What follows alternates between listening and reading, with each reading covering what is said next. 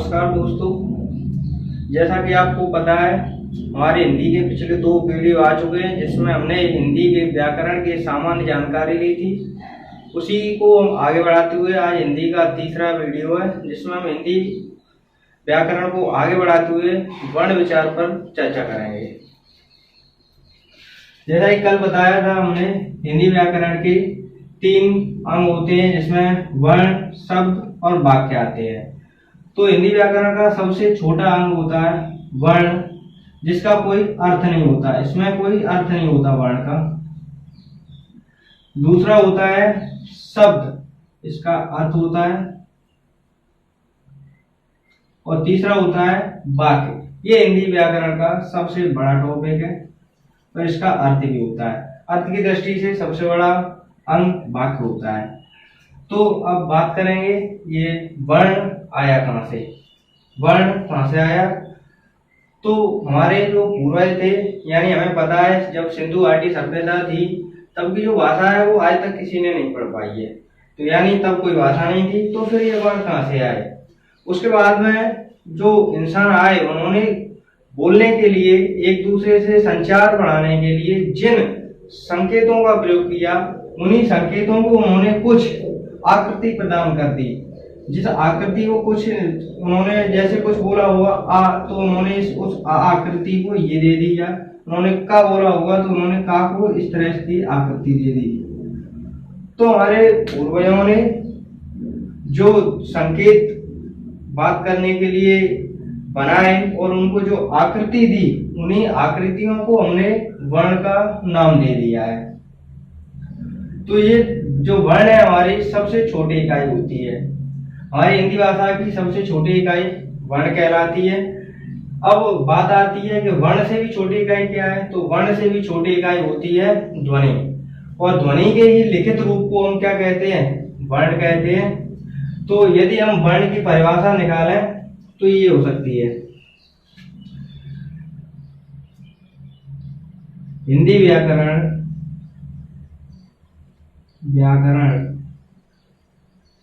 की सबसे छोटी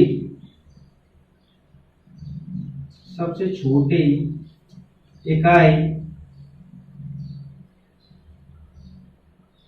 ध्वनि के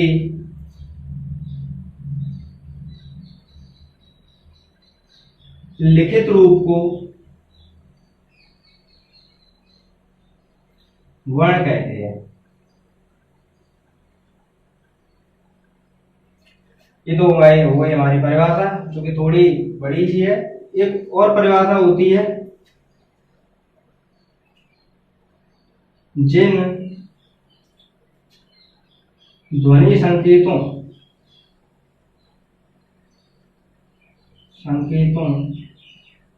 को और अधिक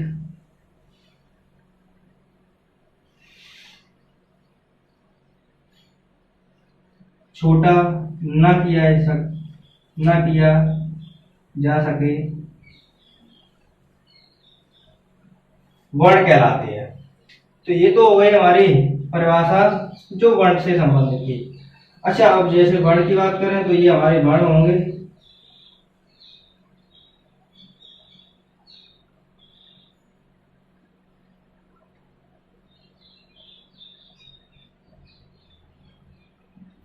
तो है हमारे वर्ण। तो वर्ण की बात हुई। अब शब्द किसे कहेंगे। तो वही बात, वर्णों के एक सार्थक समूह को हम शब्द कहते हैं। जैसे मैंने कहा राम, इसमें 2 वर्ण मिले और एक शब्द बना दिया। तो एक वर्णों का सार्थक समूह होगा, उसे बोलेंगे हम शब्द, और जिसका एक अर्थ होता है। यानी हमें पता चला इसका अर्थ क्या है, ये किसी का नाम है। अब सार्थक, मैंने एक शब्द बोला सार्थक का अर्थ होता है एक ऐसा समूह जिससे हमें कुछ समझ में आ जाए। यदि मैं इसी को इस तरह लिख दूं, कैसे कुछ पढ़ोगे, तो ये निरर्थक शब्द होगा, ये सार्थक होगा। सार्थक का अर्थ होता है सही तरीके से लिखा हुआ जिसका कोई अर्थ हो। उसके बाद आती है वाक्य। तो शब्दों के सार्थक समूह को हम वाक्य कहते हैं। जैसे मैं कुछ लिख दूं, राम बाजार जाता है, तो ये शब्दों का समूह हो गया, क्योंकि एक से अधिक शब्द है, तो इसी को हम क्या बोलेंगे, वाक्य। यानी शब्दों का सार्थक समूह ही क्या कहलाता है, वाक्य।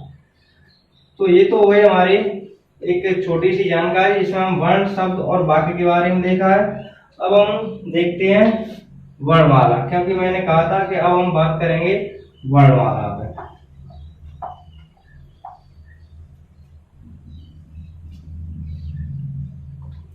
तो अपनी हेडिंग बना लेते हैं वर्णमाला।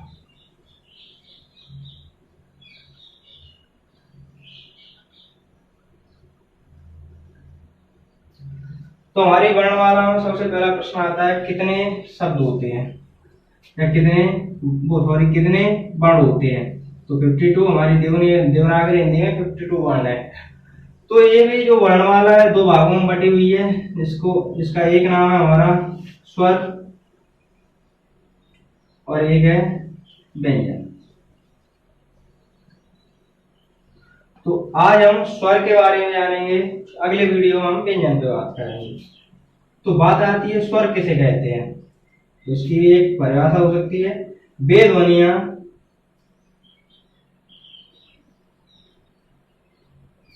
जो अन्य वर्णों की सहायता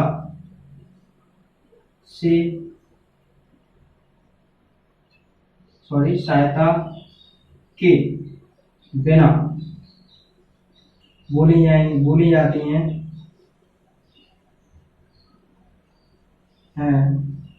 स्वर कहलाती हैं। यानी इसका मतलब ये स्वर जो होते हैं वो स्वतंत्र होते हैं।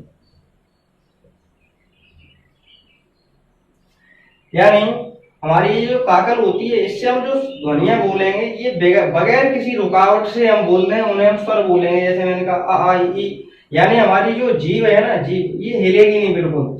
और जिन शब्दों को बोलने में, जिन वर्णों को बोलने में हमारी जीभ यदि हिले तो वो हमारे व्यंजन कहलाएंगे, जो कि स्वतंत्र नहीं होते। यदि हम स्वर बोलेंगे तो हमारी जो जीवा है वो हिलेगी नहीं बिल्कुल। यानी वे ध्वनियां जिन्हें हम बोलते समय बगैर किसी रुकावट के बोल देंगे वो स्वर कहलाएंगे। स्वर स्वतंत्र होते हैं, ये परतंत्र होते हैं, क्योंकि ये स्वर की सहायता से बोले जाते हैं। तो अब हम स्वर को जानते हैं। स्वर की संख्या की बात करें तो बहुत सारी संख्याएं पढ़ी हैं हमने, 10 भी देखी है, 11, 13। तो जो संख्या मूलतः होती है वो होती है ये होती नहीं है, ये हमारी मूल भाषा संस्कृत में होती है 13। तो मैं इनको लिख के देखता हूं पहले।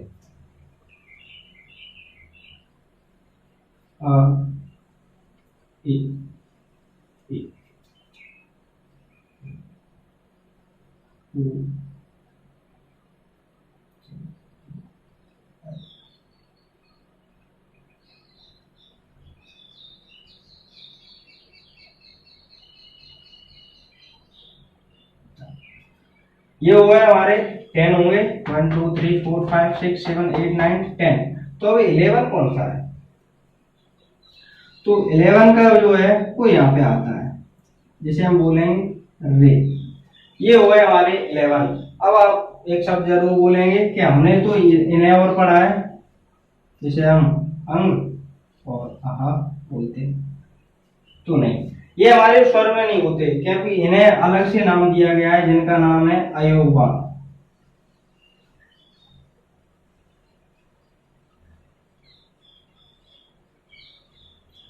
अयोगवा। और इन्हें हम अनुनासिक और इसे हम अनुसार भी बोलते हैं, वो सॉरी विसर्ग भी बोलते हैं। यानी इसे अनुनासिक बोलेंगे, इसे विसर्ग बोलेंगे। और इनको अलग से नाम दिया गया है, वो नाम है इनका अयोगवाह। तो अब हमारे स्वर कितने बचे, ये 11 हमारे क्या है, स्वर हैं, जो कि हमारे हिंदी में पूछे जाते हैं। और मूल भाषा की बात करें तो मूल भाषा में 13 स्वर होते हैं, जिनकी हमें आवश्यकता नहीं है, क्योंकि वो संस्कृत में पढ़े जाते हैं। तो आगे बात करेंगे हम इन्हीं स्वरों पर, स्वरों का भी वर्गीकरण करेंगे, देखते हैं।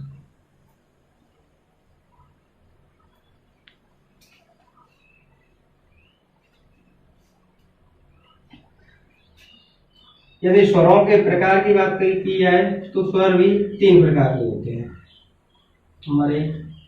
ह्रस्व स्वर, नंबर 2 दीर्घ स्वर, नंबर 3 प्लुत स्वर। यानी स्वरों के बारे में बात कर रहे हैं। तो इनके और भी नाम हो सकते, इसे हम बोलेंगे लघु स्वर, इसे बोलेंगे मूल स्वर,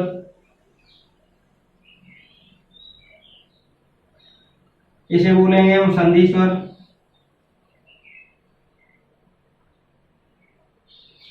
इसे बोलेंगे हम गुरु स्वर। अब आती है इनकी संख्या यानी नंबर की बात। तो ये नंबर में कितने होंगे मैं देख लेता हूं। आ, ई, उ और रे, ये नंबर में होते हैं 4। ये कितने होंगे फिर? ये होंगे हमारे 7। लिख देता हूं आ, ई, उ, ए, आई, ओ, आ। और जो प्लुत स्वर होता है इसका एक इस तरह से चिन्ह लगाते हैं। यदि इनकी संख्या पूछी जाए टोटल तो ये होते हैं हमारी संख्या में 8। कौन कौन से होंगे तो मैं बात करूं, एक तो होगा आ और उसके बाद सभी दीर्घ स्वर। कैसे मैं बताऊं, जैसे हमने एक नाम बोला, आप बोल के देखना किसी नाम को, किसी को हम पुकारेंगे तो बोलेंगे, जैसे मैं कहूँ राधा, अपन बोले रा, यानी जो हम रा को इतना लंबा खींच रहे हैं, एक तो डंडा हो गया, उसके बाद हम क्या बोलते जा रहे हैं रा, यानी एक तो बढ़िया का डंडा लगा दिया, उसके बाद में भी तो हम उसी डंडे के यानी बढ़िया के ही रूप में तो बोल रहे हैं, तो उनको हम इस तरह नाम देंगे। फिर धा, और धा को भी लंबा खींचेंगे तो ये हो गए। तो ये हमारे प्लुत स्वर होते हैं। अब देखो तो इसमें कौन कौन से आएंगे, एक तो आ हो गया। अब हमने कहा इसमें ई क्यों नहीं आया भाई, ई और ऊ ही तो आना चाहिए, नहीं, क्योंकि यदि हम ई को लंबे समय तक खींचेंगे तो वो दीर्घ ई में परिवर्तित हो जाएगी, और ऊ को थोड़ा लंबा खींचेंगे तो वो दीर्घ ऊ में परिवर्तित हो जाएगा। तो वो दीर्घ स्वर में पहले से आ चुके हैं, इसलिए हम इन्हें नहीं रखते इसमें। इसका इस तरह से चिन्ह लगाते हैं जो मैंने बता दिया। ये हो गए हमारे 3 स्वर। उसके बाद आते हैं सयाती और बेयाती स्वर किसे कहते हैं। तो मैं बात करूं, यदि एक ही प्रकार के स्वरों को मिलाया जाए, आ प्लस आ बराबर बड़ा, इस तरह के जो स्वर मिलेंगे ना, इन्हें बोलेंगे हम सयाती स्वर। जैसे मैं और बोल दूं तो बड़ी बनेगी। और बेयाती स्वर की बात करूं मैं, तो यदि मैंने कहा आ और ए, तो ये बनाएगा ए, यानी ये तो आ है, ये ए है, यानी एक से नहीं है, इसलिए इन्हें बोलेंगे हम बेयाती स्वर। अब बात आती है मूल स्वर, सॉरी संयुक्त स्वर इसे कहेंगे। तो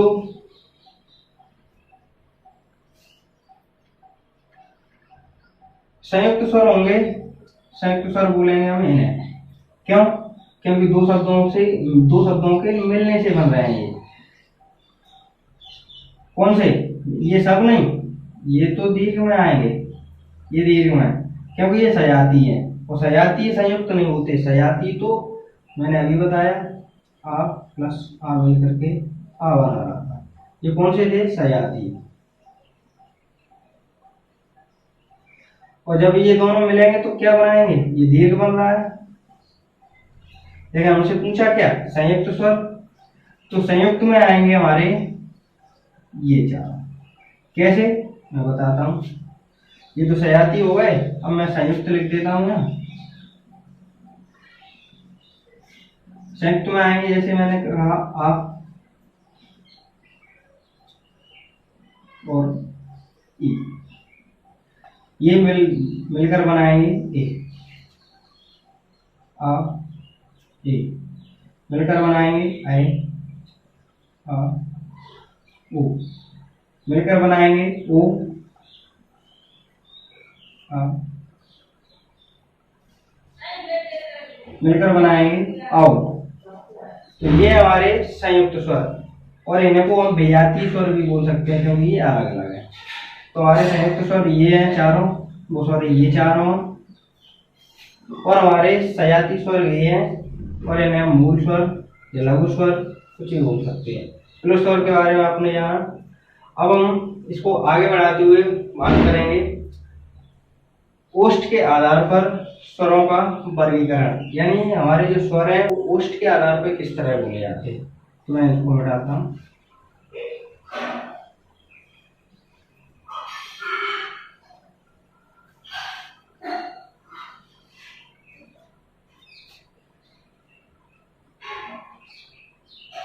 ओष्ठ के आधार पर स्वरों का वर्गीकरण। ओष्ठ के आधार पर जो स्वर है हमारे वो दो जगह बांटे जाते हैं। मैं लिखता हूं, एक होगा व्रतमुखी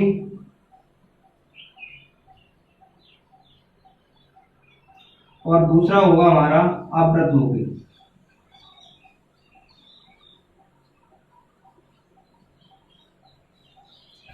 व्रतमुखी क्या, जिन वर्णों को या जिन स्वरों को बोलते समय हमारा जो मुंह है वो एक वृत्त की तरह है, यानी ये गोलाकार इस तरह की आकृति बना ले, हमारे ओष्ठों की आकृति इस तरह होगी, वो तो होंगे व्रतमुखी, और जिनमें इस तरह की आकृति नहीं बनेगी वो होंगे हमारे अव्रतमुखी। तो मैं यदि व्रतमुखी की बात करूं तो बोल के देख लेते हैं हम। आ, इस तरह की आकृति चाहिए हमारी ओष्ठों की, हमने कहा आ, नहीं बनी ना, वो इधर आएगा।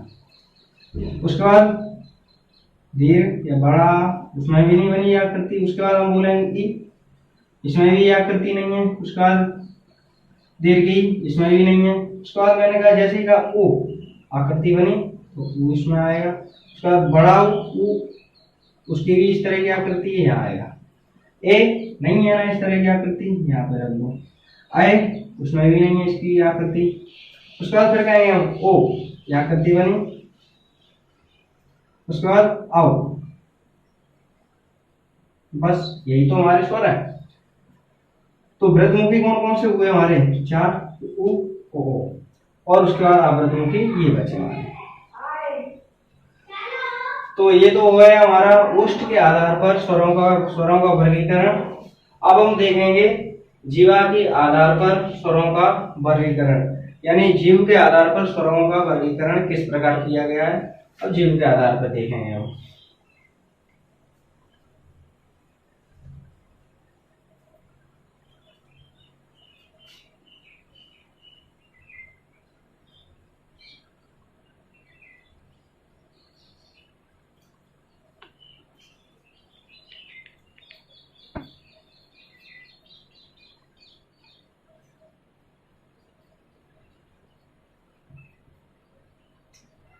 देखो,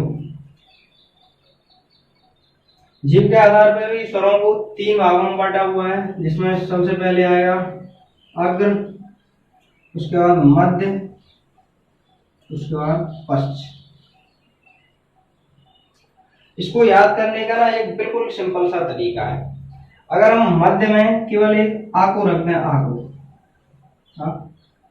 उसके बाद पश्च को पहले देखेंगे, तो जितने भी तीन की आकृति बनाएंगे ना, थ्री वाली आकृति, वो सब पश्च में आएंगे। मैं आ तो रख चुका है यहाँ, आ बड़ा इधर आएगा, तीन की आकृति है। ई की क्या तीन की आकृति नहीं है, इधर रखते हैं। उसके बाद ई, इसकी भी नहीं है, लेकिन ऊ की आकृति तीन की तरह होगी, बड़े ऊ की भी होगी। ए की नहीं होगी, इधर रख दो। ए वो भी नहीं होगा, इधर रख दो। ओ तीन की आकृति बनाएगा, आओ वो भी तीन की आकृति बनाएगा। हो गए, देख सकते हैं हमारे ये पूरे स्वर लिख दिए हमने। किसके आधार पर, जीव के आधार पर। बिल्कुल नहीं, सिंपल सा फंडा। मध्य में क्या याद रखना है हमें, आ। उसके बाद तीन की आकृति बनाएंगे जो, वो पश्चिम में रहेंगे, और जो नहीं बनाएंगे वो अग्र में रहेंगे। बस इस आकृति को याद रख लो, हमारा जो स्वरों का जीव के आधार पर जो वर्गीकरण है वो हमें तुरंत याद हो जाएगा। तो ये तो हो गया हमारा जीभ के आधार पर स्वरों का वर्गीकरण। अब हम देखते हैं मुंह खुलने के आधार पर स्वरों का वर्गीकरण।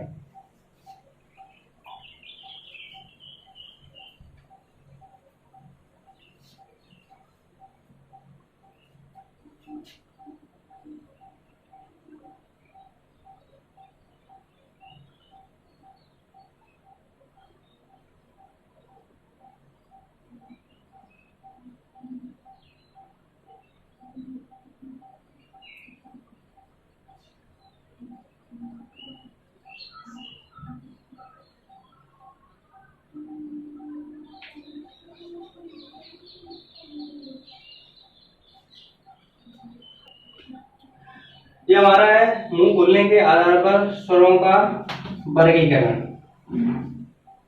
तो इसमें जो प्रकार है मुंह खुलने के आधार पर स्वरों का जो वर्गीकरण है वो 4 प्रकार से है। कितने प्रकार से? 4 प्रकार से। इसमें हम देखते हैं नंबर 1 समृद्ध स्वर,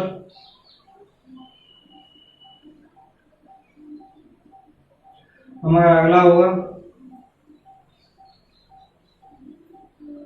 अर्ध समृद्ध स्वर,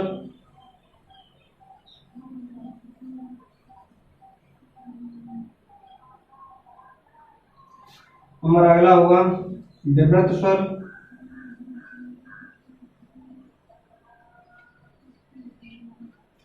और अगला होगा हमारा अर्ध विवृत स्वर। विवृत स्वर ये 4 प्रकार के हो गए। तो हमारा जो समृद्ध स्वर है इसे हम एक नाम और देते हैं बंद,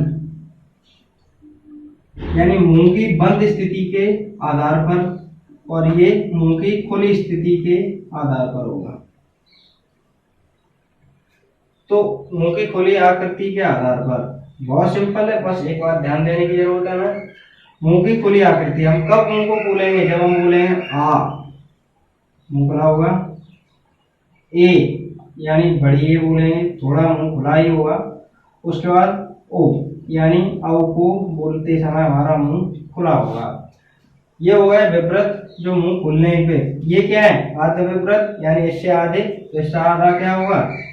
छोटा, इसका आधा छोटी है, इसका छोटा।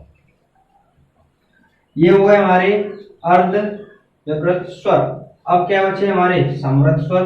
समृद्ध स्वर यानी बचे कौन कौन से हमारे? ये 6 तो हो ही चुके हैं, 4 बचे हैं। इसमें से भी इस यहाँ पे आएंगे कुछ। अब देखते हैं आ हो चुका, आगे बात क्या आएगी हमारी? ई। ई बोलना मुंह खुल रहा है क्या? नहीं खुल रहा। उसके बाद ओ।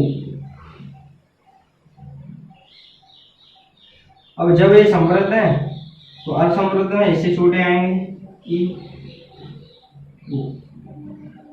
ये हो गए हमारे मुंह खुलने के आधार पर स्वरों का वर्गीकरण। अब इसमें कितने स्वर हो गए हमारे? 6 4 10। क्या रह गया हमारा? रे। तो री को हम इधर रखेंगे। तो ये तो हो गए मुंह खुलने के आधार पर स्वरों का वर्गीकरण। तो ये आज हमारे जो स्वर हैं जितने भी प्रकार के होते हैं या जैसे भी ये पूछे जाते हैं उतने सारे प्रश्न आज स्वर से संबंधित पूरे हो चुके हैं हमारे। यदि आपको ये स्वर का जो वीडियो है ये पसंद आया हो तो हमारे वीडियो को लाइक, कमेंट और शेयर अवश्य करें।